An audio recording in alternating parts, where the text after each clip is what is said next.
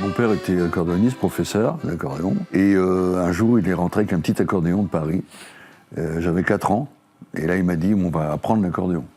Alors, je vous signale qu'à ce moment-là, contrairement à maintenant, on ne discutait pas les ordres des parents. Donc, voilà, j'ai appris l'accordéon avec lui dans un petit village qui s'appelle Machy, où ma mère, c'est entre Crécy et Rue, où ma mère tenait un café. Et donc, il m'apprenait l'accordéon. Au départ, je ne savais pas lire, donc je travaillais quand même un peu plus d'oreilles, plus ces notes qu'il me faisait. Et puis j'écoutais, moi, sur le gramophone de ma grand-mère, j'écoutais les chansons qu'elle passait, Luis Mariano, Tino Rossi, et j'ai essayé de reproduire Étoile des neiges, Le petit vin blanc. Et je jouais ça pour les clients. Les clients qui venaient au café disaient « Il peut pas jouer un petit coup d'accordéon ?» Alors, hop, je leur jouais une chanson, puis ils me donnaient un pourboire. Alors c'était intéressant, donc ça m'incitait à travailler, quoi. Voilà, c'est parti comme ça. Votre père, il était exigeant avec vous? Très. Il rentrait le soir à 23h de ses derniers cours. Tout ça. Et donc, moi, il n'avait pas trop le temps de s'occuper de moi, sauf le week-end. Et alors, le week-end, ça se passait comme ça. Il allait faire son bal le samedi soir, il rentrait à 5h du matin, puis là, il mettait un mot à ma mère en disant « Demain, il vient à côté de mon lit à 8h avec son accordéon. » Alors moi, je me mettais à côté de son lit avec mon pupitre, ma partition, et je jouais l'accordéon. Et alors, d'un seul coup, j'entendais qu'il ronflait, j'ai dit « Dors !» donc, et là, il avait une baguette, paf, il me tapait sur les doigts. Hop, on commençait. Voilà. Comme ça, tous les dimanches matin. Et je jouais toute l'après-midi avec lui. Comme ça. Mais avec le recul du temps, il a bien fait.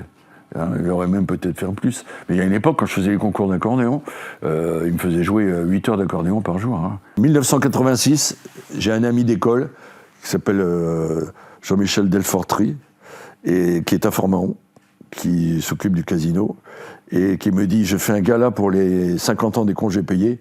Est-ce que tu viens pour jouer un petit coup d'accordéon pour faire plaisir à tout le monde ?» Ok. Donc je vais là-bas. Et donc, là, ce jour-là, il pleut. Mais il pleut des cordes. Et là, il y a 5000 personnes en plein air, sous les parapluies, tous les gens du Nord-Pas-de-Calais, les mineurs et tout. Et au bout d'un moment, il y avait plein de chanteurs. Et tous les chanteurs se cassent parce qu'il pleut. Et Guy Lux, qui était le présentateur, vient me voir en me disant « Alors Coco, là, est-ce que tu saurais m'accompagner, toi, avec ton accordéon ?» Alors je dis « Monsieur Lux, je sais pas, on va voir. Le dénicheur. » Et là, j'y vais. Et là, il chante pendant 1 heure. Et je l'accompagne. Et en sortant, il me dit « Coco, on a sauvé la situation, donne-moi ton téléphone. » Et 2 mois après, téléphone. Et moi, j'étais à ma petite Fuego à Paris, après l'avenue de la Grande Armée, mon téléphone sonne. Là, je décroche, et j'entends « Allô, alors, la campagne vient la ville, c'est Guy Lux. T'es où ?» Je dis « Je monte la Grande Armée. Garde-toi. Tu vas descendre de voiture, tu vas me serrer la main, ta vie va changer. » Je monte avec lui, et là, il me dit « On va chez Jacques Martin. Tu vas faire dimanche matin avec le chanteur, mon chanteur que je produis, qui est dans une émission, La Queue Leu. » Donc on est allé chez Jacques Martin, on a fait La Queue Leu avec Bézu. Et en sortant, Guy Lux nous a ramenés chez Patrick Sabatier et faire porte-bonheur, là-bas sur les quais de Seine. Et le soir, il me dit, tu couches à la maison. Le lendemain, on a fait l'Académie des Neufs avec Jean-Pierre Foucault.